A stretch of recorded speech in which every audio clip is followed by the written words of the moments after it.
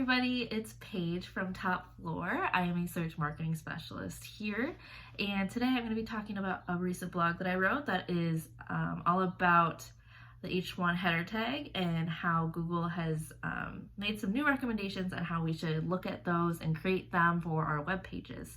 So in this blog, I'm just going to summarize it here, but you can go and read it on the Top Floor website. So it's all about what really has changed. What is Google saying about it now that has changed since the early 2000s? So in 2021, we have some new recommendations about how we want to look and create those H1 header tags and just your copy in general for your website. And we also talk about how is it really going to affect your SEO compared to what we would have recommended back in the early 2000s as well. So there are some differences in what Google is recommending in terms that H1 header tags should be keyword focused, but they are more strongly looking at how relevant it is to your copy and the content on that web page.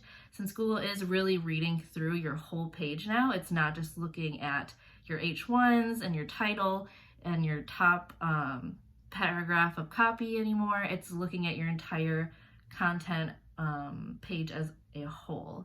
So that's one of the things that really has changed in terms of how Google's reading your page and how important that H1 is.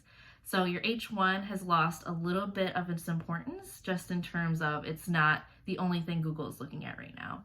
Obviously, Top Floor makes this a priority to make sure that it is still relevant because Google is still looking at it, but in this blog I just explained that the structure of your blogs doesn't have to be one certain way anymore. You don't have to have only one H1. You can have multiple. It's not going to negatively impact your content, but it is one best practice that we use just so it looks visually appealing and it makes it easier for the reader to understand what really is the point of your content.